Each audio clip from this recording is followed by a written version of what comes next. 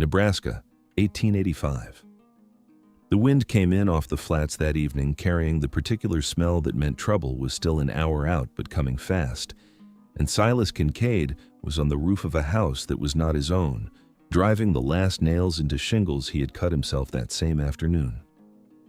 Below him in the yard, Iris Weaver stood with a lantern raised over her head and both hands cupped around her mouth, shouting up that the ladder would not hold once the wind got under it properly, that he needed to come down, that the roof could finish waiting until morning. He did not come down. Not yet.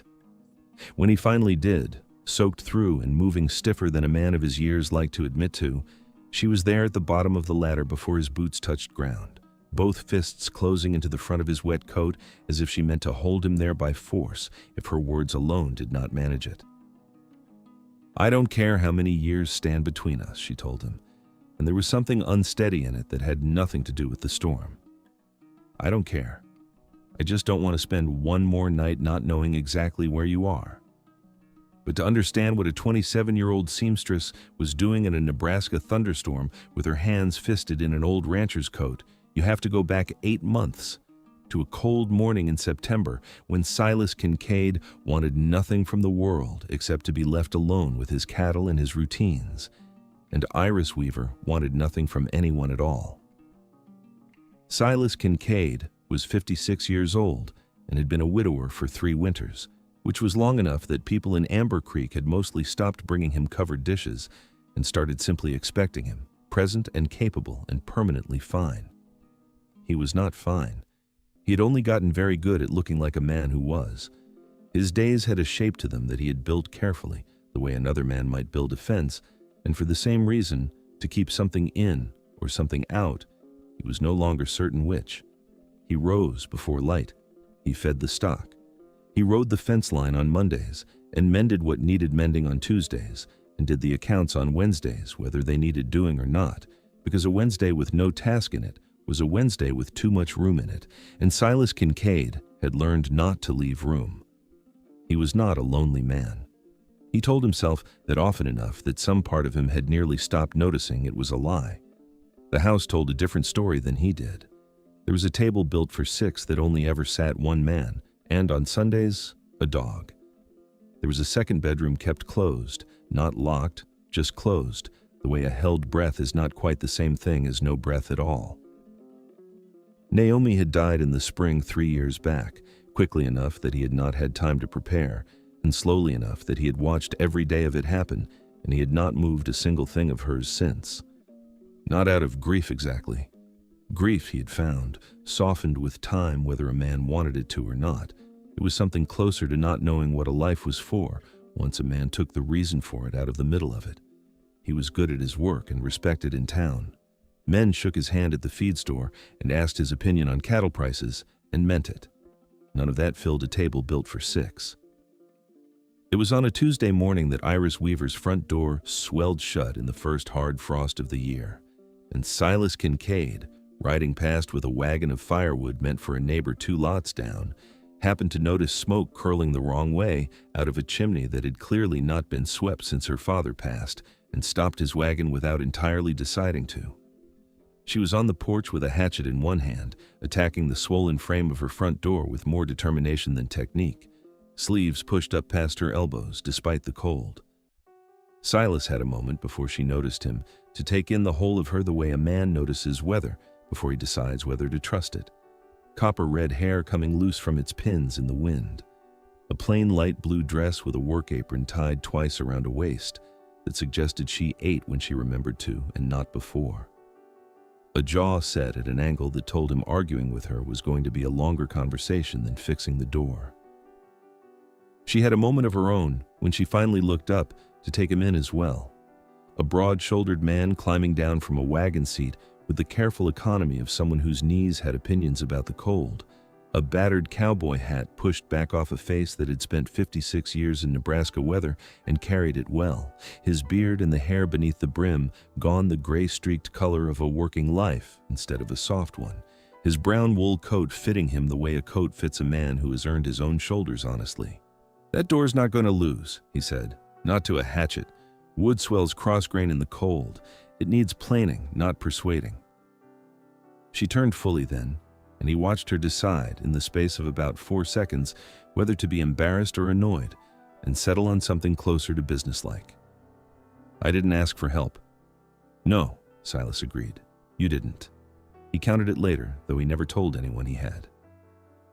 11 seconds of silence while she looked at him and looked at the door and weighed pride against practicality before she stepped back and said, with the grace of someone conceding a point she had already lost, that there was a plane in the shed if he wanted to make himself useful.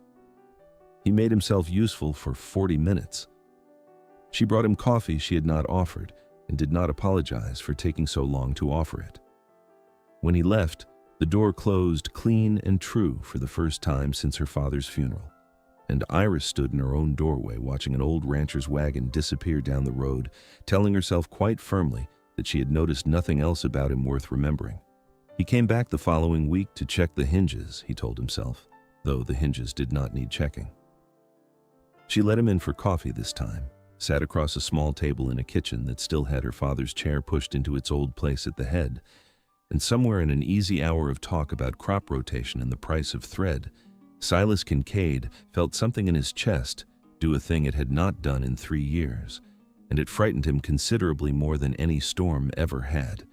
He put a stop to it himself, that same afternoon, with the particular efficiency of a man who has decided a fence needs mending before it becomes a real problem. "I'm 56 years old, Miss Weaver," he said, standing at her door with his hat already in his hand. "You're 27. I've had my great love already, and I buried her, and I don't imagine a man gets handed that twice in one life.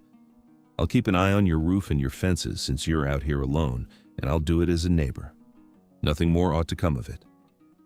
He said it plainly, the way he said most things, and he believed every word while he was saying it. What he did not say, because he had not fully admitted it to himself yet, was the second half of the thought sitting underneath the first, that he was not sure he deserved to want something this much a second time, and that wanting it and losing it again seemed like a grief he had already used up his allotment for. Iris did not argue with him. She simply said that was fine, that neighbors were welcome, and closed the door with perfectly ordinary politeness. Inside her own head, she filed him under a category built for exactly this purpose. Good neighbor, reliable with tools. Nothing more expected, nothing more required. It was a tidy category, and for the first 2 weeks it held him without any trouble at all. By the 3rd week, it had started, very quietly, to crack. Silas had a dog named Scout, 12 years old and mostly deaf in one ear, who had belonged to Naomi first and to Silas by inheritance, the way grief sometimes hands a man things he never asked for. Scout had strong opinions about honesty that he expressed entirely through where he chose to lie down. On the evening, Silas told himself, out loud, alone in his kitchen, that he had done the right thing keeping his distance. Scout would get up from his spot by the stove and come lie against Silas's boots instead, pressed close in a way he did not usually bother with, and stay there the whole evening like he intended to keep watch on a man he did not entirely trust to keep watch on himself. Naomi used to say a thing to him, back when she still could, about 2 winters early in their own marriage when he had nearly talked himself out of asking for her hand at all, certain some other man could offer her more. "Stubbornness pointed the wrong direction," she told him once, "is just foolishness that has learned to stand up straight and look you in the eye." He had laughed at her for it then. He was not laughing now. He was simply sitting in a quiet kitchen with a dog leaning hard against his boots, turning the sentence over like a stone he kept finding in his own pocket. "I've told a great many stories in my time, and the ones that stay with me longest are never really about the falling. They are about the man who has already fallen and spends weeks convincing himself the ground was actually quite comfortable, thank you, and he would prefer to stay down there. He came back on a Thursday, and then the Thursday after that, and by the 4th Thursday, neither of them bothered pretending it was about the fences anymore, though neither said so out loud either. It became, without either party deciding it formally, the shape of the week. Thursdays, Silas rode the 2 miles to the small house at the edge of town, and Iris had coffee made before he arrived, though she never once admitted to watching the road for him. He fixed the gate hinge that had never actually been broken. He built her a proper porch step, measured twice and cut once out of good seasoned oak instead of the warped pine that had been there. He brought dry firewood before the first real cold set in, more than she could have used in one winter alone, and left it stacked without comment. "You didn't have to do that," she told him the first time, standing in the doorway with her arms crossed against the chill. "I know," Silas said. She said it again in November, when he replaced a window sash that had been letting draft in since before her father died, and he gave her back the same 2 words, and something about the exchange had already, by then, become its own small ritual, a shorthand for something neither of them was prepared to say the long way yet. He talked while he worked, which surprised him, since he had not talked much to anyone in 3 years. She listened the way a person listens who has decided the words matter more than they were letting on. Fixing the loose board on her porch step, he told her, half joking, that a patch did not need to match the age of the wood around it to hold. It only needed to be cut to fit the exact shape of what had worn through. She said nothing to that at the time, but he noticed she had remembered it, because she brought it up again 3 weeks later, turning it over in her own words, asking whether he thought that was true of anything besides lumber. He said he supposed it might be. He did not say anything further than that. He was not ready to. By December, she had started leaving 2 cups out on the table every Thursday morning before he had even arrived, before there was any proof at all that he was coming.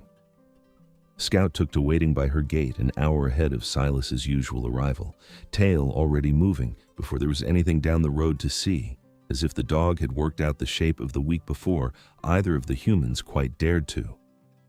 There was, in January, a single sharp disagreement about whether Scout ought to be allowed inside during the worst of the cold, Iris arguing firmly that a dog who had slept in a barn his whole life did not need coddling now, and Silas arguing with equal firmness that a 12-year-old dog who had earned his keep deserved a warm floor the same as any man did. Neither of them won outright. Scout ended up on the porch under 2 blankets instead, which satisfied nobody entirely and amused both of them considerably, and it became, after that, a standing joke between them that arguing with Silas Kincaid was like arguing with a fence post that had strong opinions and excellent posture. Neither of them called it courting. Both of them, pressed honestly, would have had a hard time calling it anything else. Before I go further, I want to say thank you. Thousands of you are following these stories now from the United States, Canada, Australia, and places I never imagined this voice would travel to. If this story is holding you the way I hope it is, a like helps more than you would guess. And I am curious, where are you listening from today? Drop it in the comments. I read everyone. Now let's get back, because word is about to reach Amber Creek that Iris Weaver has a suitor, and he is exactly the kind of man the whole town has been waiting for someone to marry her to. Verity Croft heard it first, the way Verity Croft heard most things, standing behind the counter of her husband's dry goods store with her elbows planted and her eyebrows already halfway up her forehead. "Emmett Ashford," she said to Josiah Doyle, who had come in for nails and was already regretting it. "Youngest of the Ashfords, the ones with the big spread out past the river bend. Handsome, mannerly, and I'm told he's already spoken to the minister about calling on Iris Weaver proper." "Good for her," Josiah said, counting out his nails. "Good for her," Verity agreed, in the tone of a woman who meant something considerably more complicated by it.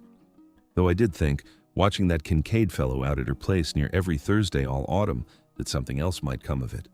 But I suppose a widower his age courting a girl her age was always going to be a stretch too far for most people's comfort." Josiah, who liked Silas Kincaid and did not care to gossip about him, said only that people ought to mind their own fence lines, and left it there.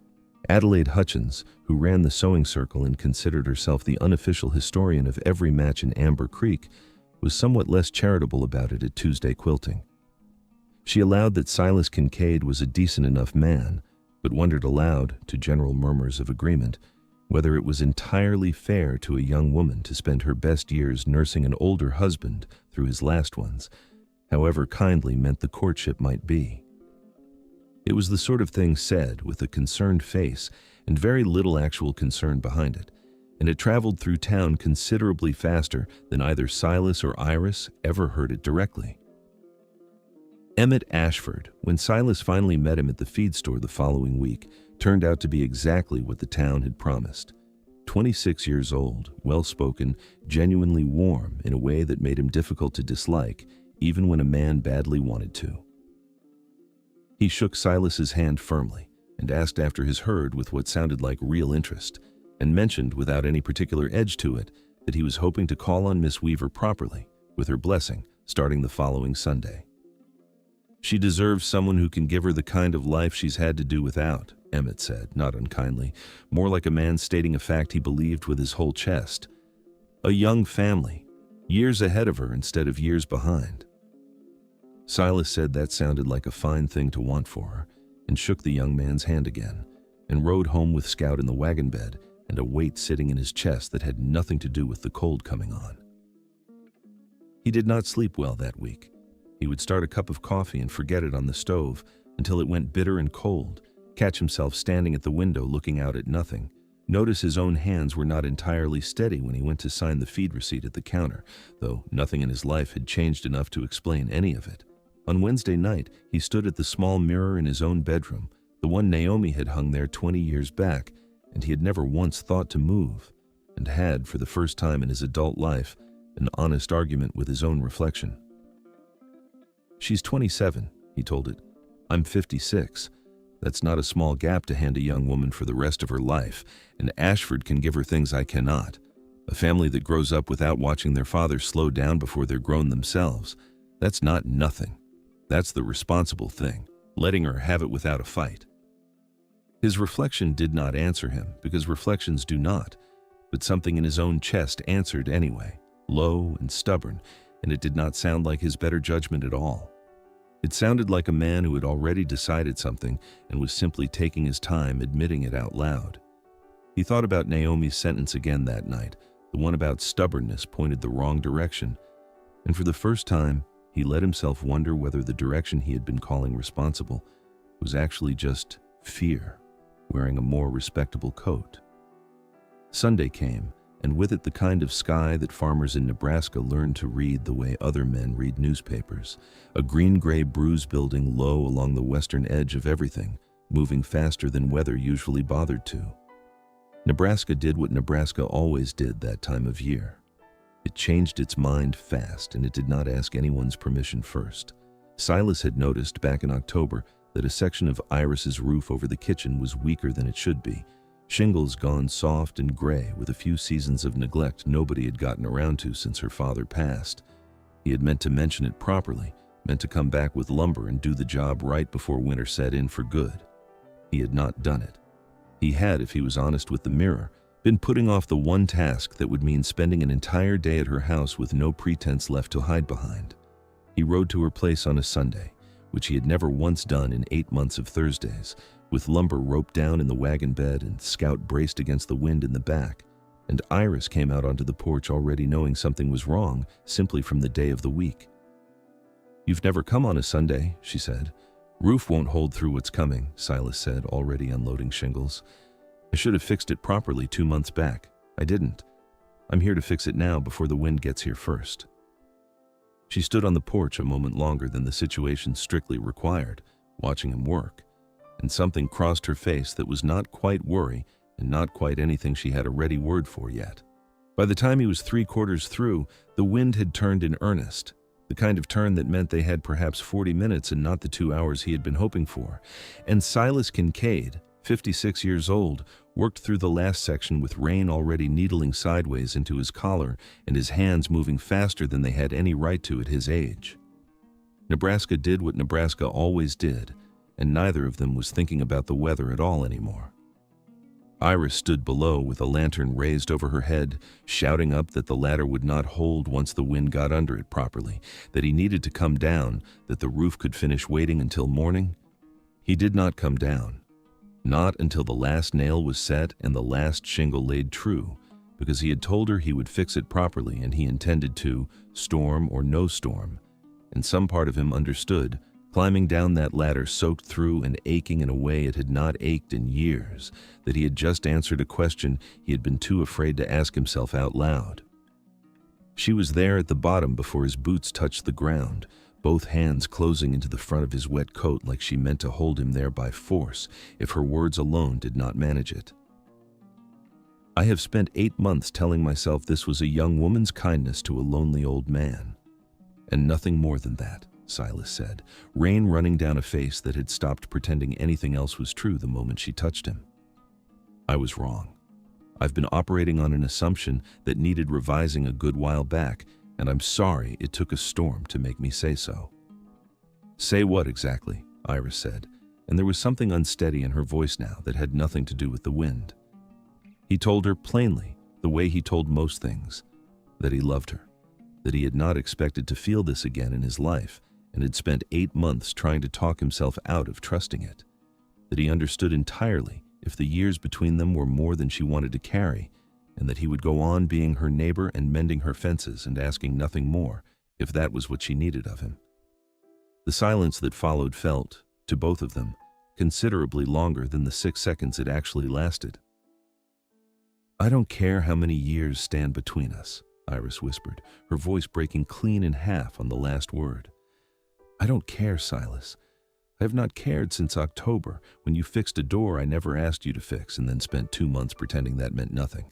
I just don't want to spend one more storm not knowing exactly where you are." "Is that a yes then?" Silas said. "Or do I need to ask the actual question first?" "It was always going to be yes," Iris told him, laughing now despite the rain, despite everything. "I was only waiting for you to work up the courage to finish asking it." I will tell you, that line of hers, about not wanting to spend one more storm, not knowing where he was, that kind of honesty takes more courage than the asking usually does. I think that is worth sitting with for just a moment before we go on. He gave her the ring 3 days later, once the roof had proven itself sound, and the whole county had finished talking about the storm that took 2 barns and a stretch of fence line clean out along the river road. It had belonged to Naomi, a simple band of gold gone soft and thin at the edges from 30 years of a working woman's hands, and Silas had carried it in his coat pocket for the better part of a week before he found the nerve to bring it out. "I want to be honest about where this came from," he said, holding it out on his open palm. "It was hers first. I understand entirely if you would rather have something new, something that has only ever been yours." Iris looked at the ring for a long moment before she looked back up at him. "I do not want a replacement for her, Silas. I never could be that, and I would not want to try." She picked it up carefully, turning it once in the light. "But I would be honored to carry forward what she started, not instead of it, because of it." She slid it onto her finger, and it fit, not because it was new, but because it had been shaped 30 years back to fit exactly the kind of hand that did honest work and did not ask for a softness it had not earned. The wedding was held in June in the small church at the center of Amber Creek, and half the town's opinion of the match had revised itself so thoroughly by then that Verity Croft cried through the entire ceremony and told anyone who would listen in the weeks after that she had known all along it would come to this. Emmett Ashford attended, sat near the front, and shook Silas's hand afterward with a grip that carried no bitterness in it at all. "She picked well," was all he said, and there was enough real grace in the 4 words that Silas found himself liking the young man considerably more for having said them. The reception after was held in the churchyard itself, tables of food brought by half the women in town, including, rather pointedly, an apple pie from Verity Croft that she announced to anyone standing nearby was made from her own mother's recipe, and not, she wanted it clearly understood, any attempt to compete with anyone else's cooking. Josiah Doyle rose to give a toast that ran considerably longer than he had planned, and ended, somewhat to his own surprise, with his voice catching on the words, "A good man deserves a good ending," and there was not a dry eye left at that particular table by the time he sat back down. Iris wore ivory, simple and unadorned, her copper hair pinned loosely enough that a few pieces of it had already worked free by the time she reached the front of the church, and Silas Kincaid, watching her walk toward him down an aisle lined with people he had known his whole life, thought, with the particular clarity a man sometimes gets exactly once in a lifetime, that she was 27 years old and the most beautiful thing he had ever seen, and that he had very nearly let himself miss it entirely out of fear dressed up as good sense. They said their vows to each other, and not to the room, quietly enough that the people in the back pews had to lean forward to catch them, which seemed, to everyone watching, exactly right for two people who had spent 8 months learning to speak to each other in a language mostly made of small, unasked-for kindnesses. 7 years passed the way years do when a life is finally full instead of merely occupied. By 1892, Silas Kincaid was 63, gone properly gray now instead of merely gray-streaked, and still, most mornings, the first one up to feed the stock, though Iris had long since stopped pretending she did not notice him moving a little slower doing it. Scout, older now himself and entirely deaf in both ears instead of just the one, still claimed his spot on the porch every evening without fail, lying across Silas's boots like he had appointed himself permanent supervisor of a man he had never fully trusted to manage his own heart.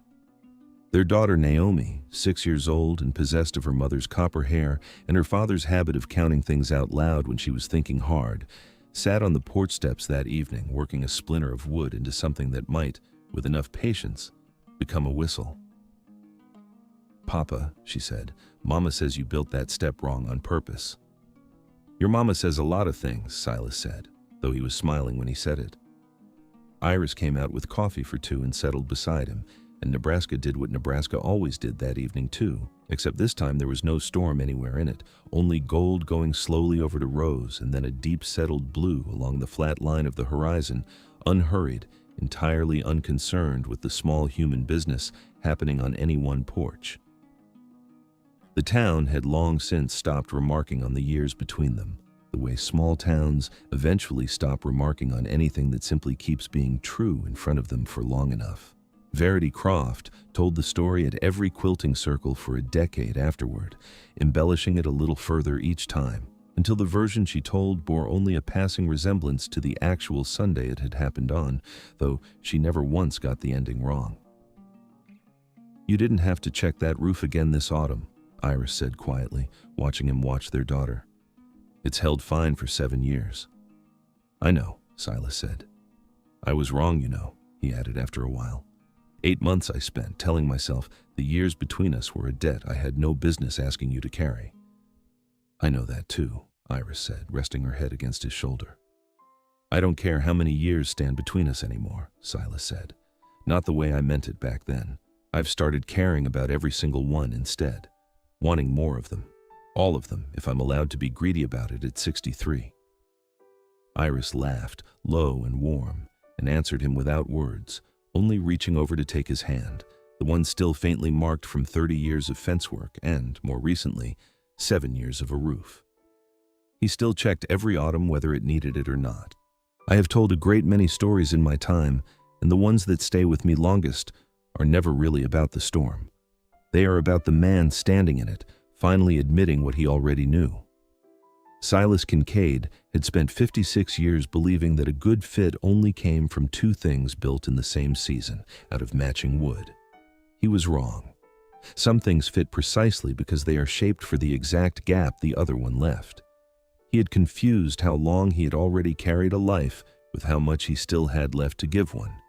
And that is a mistake a great many of us make, if we are honest, whether the thing we are counting is years or regrets, or all the reasons we have quietly collected for why something good could not possibly be meant for us. So let me ask you plainly, the way Iris finally asked Silas that night in the rain, what are you talking yourself out of today? And how many storms are you willing to wait through before you finally say so out loud? If you made it to the end of this story, thank you. You gave me something precious, and that is your time, and I do not take it lightly. If this story gave you a little peace today, subscribe to the channel and leave a like. It costs you nothing and it keeps these stories alive. And tell me, were you rooting for Silas from that very first Tuesday with the door, or did it take the storm to win you over? I read every comment. May God bless every single one of you who listened today.